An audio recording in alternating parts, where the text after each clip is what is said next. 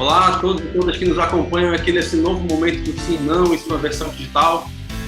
Eu, Dante Graça, estou com a Aruana Brianese e Luana Carvalho. A gente vai entrevistar hoje o senador Omar Aziz, senador pelo PSD do Amazonas.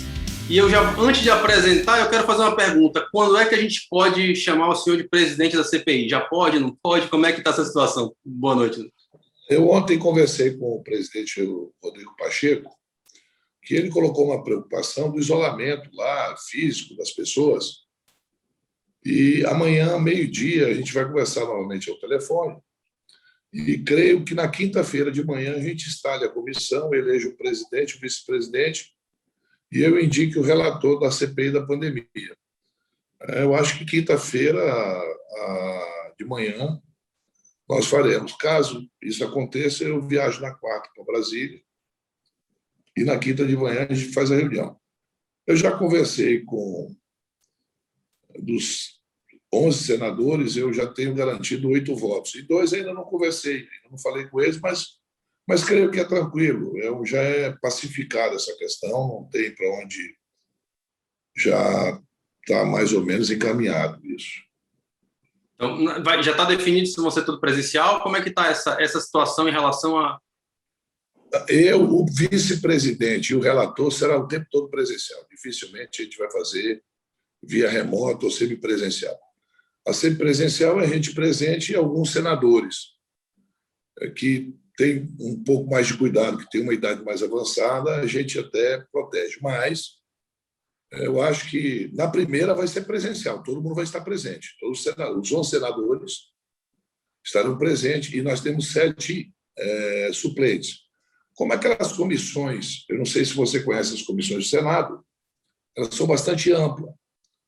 Então, dá para ter um espaço físico entre um senador e outro, e assessor, que garanta a tranquilidade dos trabalhos. E, principalmente, dos convidados ou convocados que estarão na CPI. Senador, boa noite. Aruana aqui. Diversas matérias publicadas neste fim de semana tratam a questão das vacinas e da compra de medicamentos do chamado tratamento precoce como os pontos de partida para a CPI. O senhor concorda que os trabalhos da comissão devam começar por aí? O que eu sugeri hoje, conversando com o relator, o vice-presidente, com alguns senadores que irão fazer parte da CPI, que os primeiros convidados terão que ser sanitaristas e infectologistas. Eles é que têm que dar o norte do que foi feito de errado. Para que a gente não comece chamando o ministro A, ministro B, não. Primeiro, nós queremos nortear o que o Brasil não fez que deveria ter feito. Para você ter uma ideia, Aruana, nós temos em torno de 2,5% da população mundial. O Brasil tem 200 e poucos milhões de habitantes e tem 7 bilhões e pouco de pessoas no mundo. Só que nós somos quase 26% dos óbitos no mundo. Alguma coisa foi feita errada desde o princípio. E quem pode nos dizer isso não são os políticos, são técnicos, especialistas. Então, nós queremos conversar com a Fiocruz, queremos conversar com a Anvisa, queremos conversar... Por exemplo, tem um doutor Gonçalo, que foi um dos fundadores da Anvisa e também do SUS, que é um sanitarista respeitadíssimo. Eu conversava ontem no telefone com ele e disse, olha, nós vamos precisar muito da ajuda de vocês. Então, a doutora Ludmila se colocou à disposição, o doutor Davi Uip, o doutor Calil. Nós queremos trazer os principais infectologistas, os mais renomados e os principais sanitaristas para ouvi-los na primeira audiência, para que eles possam nortear qual é os fatos que nós temos que investigar. Tá certo? Para a gente não ficar falando sobre uma coisa aqui, outra coisa ali. Nós temos que ter um cronograma que tem início, meio e fim. Né? Nós queremos saber de muita coisa, porque mudou muito o conceito do coronavírus. O ano passado se falava em imunização de rebanho. Isso foi por águas abaixo agora o que aconteceu no Amazonas. Não, a reinfecção existe e ela leva ao óbito também. Mesmo você se vacinando, não quer dizer que você não possa adquirir a doença. E eu não preciso dizer para nós aqui do Amazonas o quanto ela é terrível, o quanto ela matou pessoas das nossas famílias, amigos, pessoas conhecidas. E essa CPI, Aruana, é uma CPI totalmente diferente de qualquer outra que você já viu. Você falou, olha, as últimas, CPI dos Correios, CPI da Petrobras, CPI disso, daquilo. Todas elas, algumas delas, é abstrata para a população do modo geral. Geralmente, quem fica focado naquilo é quem tem interesse, ou do ponto de vista político, ou no envolvimento. Essa não. Essa CPI está dentro da minha casa, está na sua casa e na casa de qualquer brasileiro que hoje teme pela doença e quer uma resposta do que está acontecendo. E o que o povo brasileiro pode esperar, senador, do trabalho dessa CPI? Nós vamos tirar um protocolo nacional, que o governador não fale uma coisa, o prefeito fale outra, o presidente fale outra. Vocês são especialistas que irão fazer esse protocolo. Você viu o primeiro-ministro, que nós tivemos, Mandetta. Em outubro de 2019, nós já sabíamos que estava tendo a pandemia na China. A doença chega no Brasil final de fevereiro, março, quando começam a surgir os primeiros casos e os primeiros óbitos. Quem trouxe essa doença para cá, ela não veio de barco, não, nem a pé. Ela veio de avião, de países desenvolvidos. Quem trouxe a doença para Manaus foi a classe média alta, que trouxe de Miami, de Los Angeles. Não teve uma barreira sanitária para proteger, não houve nada. As pessoas iam e vinham nos aeroportos, tanto nos voos internacionais como nos voos domésticos, sem nenhuma restrição, sem nenhuma preocupação. Nós viemos usar máscara nos voos tempo depois. Então, o Brasil demorou muito a criar um protocolo de como deveria ser o comportamento. Veja só, nós já mostramos qual é a característica e a cultura brasileira. O governador, semana passada, ele flexibilizou. O que aconteceu? Bares lotados, pessoas totalmente sem máscara. Aí não tem saúde que aguente, não tem hospital que aguente, não tem como a doença não voltar. E o governador está falando sobre a terceira onda. A terceira onda não pode mais pegar o governo desprevenido. O governador não pode dizer que vai faltar oxigênio ou coisa parecida. Se ele está sabendo que pode vir a terceira onda, segundo os especialistas, é necessário que ele tome as providências para não faltar nada, nem medicamento, nem kit de intubação e muito menos oxigênio para a população que pode ficar doente. Antes mesmo desse início da CPI, de fato, o senhor acredita que seria momento aqui do Amazonas, você citou o exemplo do Amazonas agora, de restringir mais e flexibilizar menos as atividades? É o que eu digo, não sou eu que tenho que dizer isso, são especialistas. Nem eu, nem o governador, nem o prefeito de Manaus somos especialistas. Nós temos que ouvir a ciência. Não dá para negar a ciência, não existe. Se você me perguntar sobre uma obra de engenharia, se eu tiver o meu conhecimento, sou engenheiro civil, eu posso até discutir com você. Mas falar sobre medicina, prescrever remédio, dizer o que é bom, o que é ruim, são os especialistas, são os profissionais de saúde. São pessoas que têm experiência, já leram, já estudaram muito. Nós temos, e aí, a Luana, você também, apesar de vocês serem muito mais novos do que eu vou dizer uma coisa para ti. O isolamento físico, porque isso aí, o meu colega senador Otto Alencar, que é médico, ele não suporta a palavra isolamento social, que ele diz que não é uma disputa de classe. Não é a classe social A se isola da classe social B, não. Isolamento físico, eu me isolo de você. As nossas mães, a minha pelo menos, quando alguém em casa, eu pegava cachumba ou sarampo, eles diziam, olha, ninguém toca na colher do Omar porque ele está com sarampo, senão vocês vão se contaminar. O isolamento físico já existia. Sempre existiu. Todas as viroses, tudo. H1N1, por exemplo. Nós conseguimos aí distinguir a cepa. Agora, as vacinas começaram, a Coronavac, por exemplo. O início da vacina era 14 dias depois. Depois eu vi o doutor Dima dizendo, não é mais 14, é 28. Tá certo? Aí começa uma loucura, porque as pessoas, nem todo mundo tem conhecimento técnico, eu não tenho. Nem eu tenho, nem o governador Wilson Lima tem. Tanto é que aqui no Estado tem uma comissão, tá, que discute se vai haver fechamento, se não vai, se vai ter abertura, conforme essa comissão diz. Nem é ele que fala isso. E o prefeito a mesma coisa. E era que o governo federal tinha que ter feito. E não fez. Ficou ali batendo cabeça o presidente com os ministros de plantão e deu no que deu. Mas eu não vou aqui criar juízo de valores sobre ninguém. Nós vamos fazer a CPI para que a gente investigue os fatos que levaram ao óbito mais de 370 mil pessoas.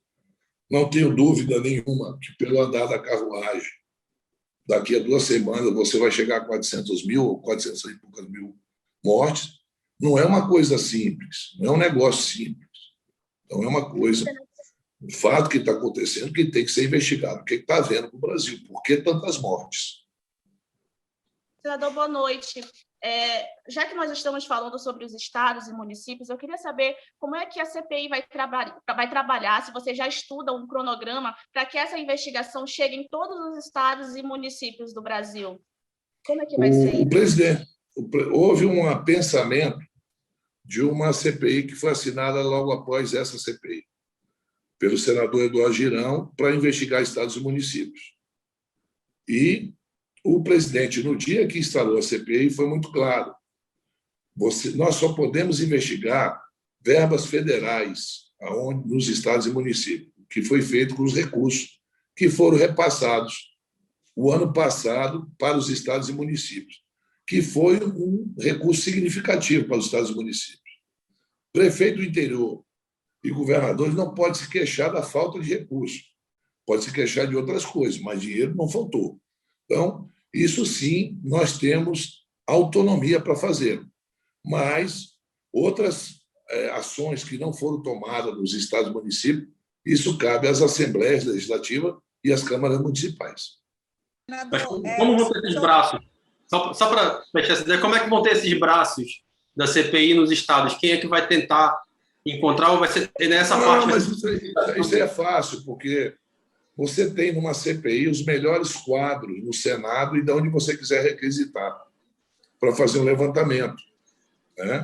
Aqueles que gastaram os recursos de federal no Covid, isso aí o Tribunal de Contas da União tem obrigação. O Tribunal de Contas da União é um órgão auxiliar do Senado Federal.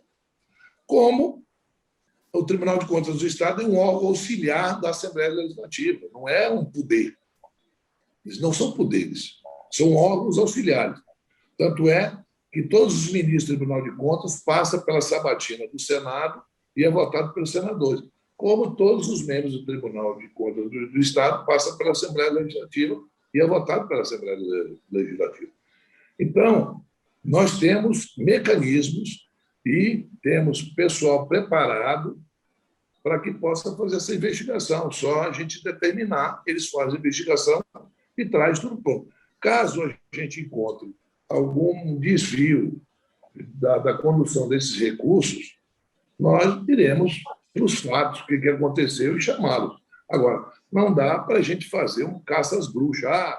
Ninguém tem condições de investigar em 2, 3 meses mais de 5.800 municípios que tem o Brasil. Não são só as capitais. Nós estamos falando de municípios, são quase 6 mil municípios.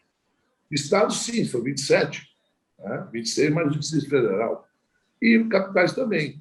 São 26 capitais. O Distrito Federal não tem capital. Isso aí é muito mais rápido, muito mais... Mas, com certeza absoluta, a equipe que nós estamos montando ela terá a capacidade de fazer todo esse levantamento para a gente. Senador, o senhor citou aí presidente, os governadores e os prefeitos, né? Até que ponto o fato do SUS ser tripartite dificulta uma apuração na hora de atribuir responsabilidades? Porque não foi, o recurso foi extra do Covid. Ele foi um recurso carimbado. O recurso do Covid foi carimbado, não tinha contrapartida do Estado, nem dos municípios. Nós aprovamos uma PEC, que era a PEC da guerra, que nós chamávamos, e de lá surgiram uma série de coisas, inclusive essa ajuda financeira para os municípios. Lá no Congresso surgiu o auxílio emergencial. Vocês lembram que o primeiro era 200, aí a Câmara queria com 500 e o presidente acabou dando 600. Né? Esse recurso do Covid, isso aí é carimbado. Nós sabemos quanto foi que o governo federal repassou só para o Covid. Não tem nada a ver com o recurso do SUS.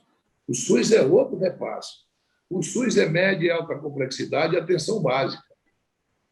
O recurso extra do Covid é que nós queremos saber qual foi a finalidade que foi usada nos estados e municípios. Tem municípios que gastou praticamente todos esses recursos em banalidades e não investiu no Covid, não investiu, até porque o município que comprou cloroquina, a gente quer saber por que ele comprou aquela cloroquina. Quem é que mandou comprar cloroquina? Se nenhum especialista, ninguém receitava cloroquina. Aqui mesmo, essa semana, aconteceu uma médica que não era daqui, de fora, lá na Dona Lindu, ela prescreveu cloroquina para uma pessoa inalar, e essa pessoa veio a óbito. Nós não estamos falando de um leigo, nós estamos falando de uma profissional. Então, isso aí sim, nós vamos ter condições de fazer. O recurso extra do Covid não tem nada a ver com o SUS. Então, a gente pode dizer que quem gastou recurso que veio do Provid para compra de medicamentos como a cloroquina, como a ivermectina, pode estar na mira aí da CPI. Pode estar na mira, como também quem gastou muito dinheiro com propaganda. Está na mira. Então, esses prefeitos que assumiram agora, a grande maioria, não tem nada a ver com esse dinheiro que foi repassado ano passado. Então, eles estão livres. Né? Quem assumiu agora não recebeu o dinheiro do Covid ano passado. Não é que eles estejam livres. Eles não fizeram essas compras. Então, nós temos que ver. Sério, a coisa e a coisa mais fácil é a gente identificar, porque nós sabemos o valor que foi repassado, com a ajuda do Tribunal de Contas da União. Volto a repetir, alta, média e atenção básica, recursos do SUS que são repassados, isso daí foi repassado normalmente, como se não tivesse pandemia. O recurso extra da pandemia é esse que a CPI vai ter que investigar. Não vai investigar recurso que foi do SUS para fazer cirurgia cardíaca, não. O poder nosso é limitado a esses recursos do Covid. Senador, e por falar nessas pessoas investigadas, quantos ministros que a CPI deve ouvir? Olha, a primeira a ser ouvido, e eu estou dando em primeira mão para vocês, não será o ministro, é essas especialistas que eu te falei. Nós queremos nortear a investigação baseado em fatos que eles identificaram ao longo desses 2 anos, os erros que foram cometidos e por quem foi cometido. Mas, com certeza absoluta, os 3 ministros da Saúde, né, o Mandetta, o que substituiu o Mandetta e Nelson Teich, né? Nelson Teich. Isso, e o ministro Pazuello. Esse ministro agora que assumiu, ele não tem nem como a gente chamar. A gente pode até chamar, mas não como investigado, nem nada, que ele não fez nada, absolutamente nada ainda. O ministro da Defesa, não tenha dúvida nenhuma que será chamado, que foi um grande companheiro nosso aqui na pandemia para o estado do Amazonas, o que saiu, o general Fernando. Foi uma pessoa que contribuiu muito, nos ajudou dioturnamente, trazendo oxigênio, trazendo equipamentos de oxigênio para os municípios do interior. Eu mesmo fazia o contato diariamente com ele. Ele foi muito importante. É um general que o Amazonas tem que ter todo o respeito por ele, o general Fernando da Defesa, que foi exonerado outro dia, tá certo? Onde assumiu o general Braga Neto. E, não tenha dúvida nenhuma, nós queremos saber por que o Brasil não fechou os acordos na compra de vacina no ano passado. O que o Ministério das Relações Exteriores fez para isso? Qual foi a iniciativa do Ministério das Relações Exteriores? Qual foi a iniciativa do ministro da Casa Civil? Então, mas não é aqui dizendo, olha, o ministro é culpado porque vai ser ouvido. Não é isso. Nós vamos em cima de fatos. e os fatos eles existem para serem investigados. Senador, o senhor faz essa metáfora da caça às bruxas, informando que a CPI não pode se transformar numa caça às bruxas. Tem uma outra metáfora muito associada à CPI, que é a pizza, né? E aí, nesse contexto, eu queria perguntar para o senhor em relação a uma menção que é feita pela grande mídia, hoje saiu inclusive no Estadão, do seu nome como favorito do governo federal.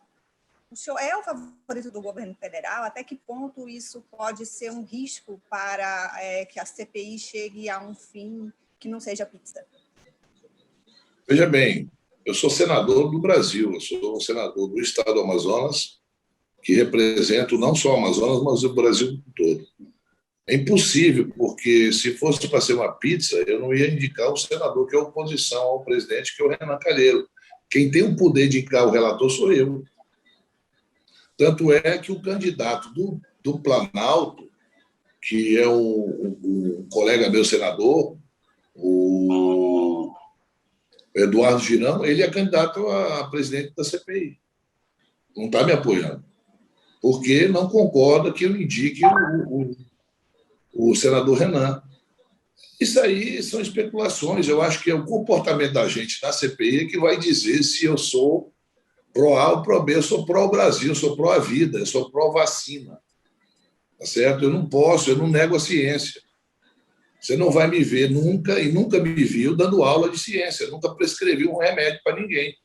Se você tiver com dor de cabeça, eu vou dizer, olha, eu tomo Dorflex para dor de cabeça. Que todo isso aí você compra na farmácia sem prescrição médica nenhuma.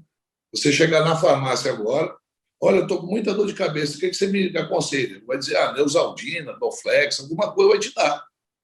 Tá certo? Mas sobre Covid, longe de mim querer dar aula para alguém. Eu sou política mesmo, eu sou um político que tem o poder de... E não é qualquer um que chega à presidência da CPI com uma pandemia, não. É 11 senadores e eu estou sendo escolhido para ser o presidente. Então, ninguém ia votar. Estão votando em mim. Meu colega do PSD, os membros do PMDB, o Ciro Nogueira, que é do PP, o membro do PT, o membro da rede, o Randolph, vota em mim. Eu não votaria numa pessoa que tivesse cara branca. Então, eles não são irresponsáveis a tal ponto de a gente fazer uma CPI. E mais, aí está em jogo o nosso nome. Nós não podemos ser irresponsáveis, como eu disse para você.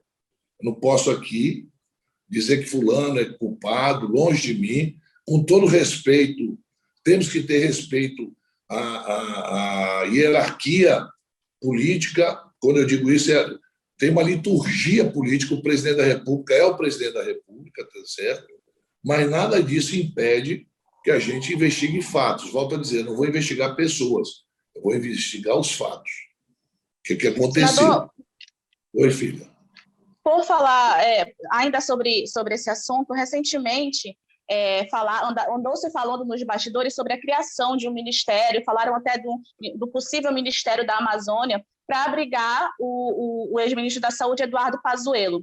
O que o senhor acha disso? O senhor acha que seria uma estratégia de blindagem para que essa CPI não chegue tão fortemente até ele? Qual a sua opinião? Não, até porque, independente de cargo que a pessoa está ocupando naquele momento, ele não está imune de ser investigado, nem ele, nem ninguém. Se o presidente se cometer um ato falho, vai ser investigado, imagine um ministro de Estado. Tem nada a ver. Tem nada a ver. E essa questão de Ministério da Amazônia, isso é uma falácia que vem anos e anos aí se falando e nunca sai isso. Ministério da Amazônia tem que ser transversalidade dentro do governo. A Amazônia não precisa de um ministério, a Amazônia precisa que os ministérios que existem, eles conversem entre si para ter um programa de fazer aqui um programa sustentável de desenvolvimento, para que a gente possa explorar sustentavelmente as nossas riquezas. E isso não depende do ministério. Isso depende do Ministério do Meio Ambiente, Ministério da Minas e Energia, Ministério da Educação, Ministério da Saúde, Ministério de Infraestrutura, porque é esses ministérios que têm atividade fim no estado do Amazonas ou em qualquer outro estado da Amazônia. Não adianta o ministro da Amazônia dizer que quer asfaltar a BR-319 se o Ministério do Meio Ambiente não consegue aprovar a liberação da 319. Né? Então, é um ministério a mais que não tem orçamento, que não tem poder de decisão nenhuma, não terá poder de decisão nenhuma, que vai estar telefonando para os outros ministros para tentar resolver. Aqui as coisas não vai resolver. Então, o que a Amazônia precisa é transversalidade dos ministérios com uma política de governo, de Estado.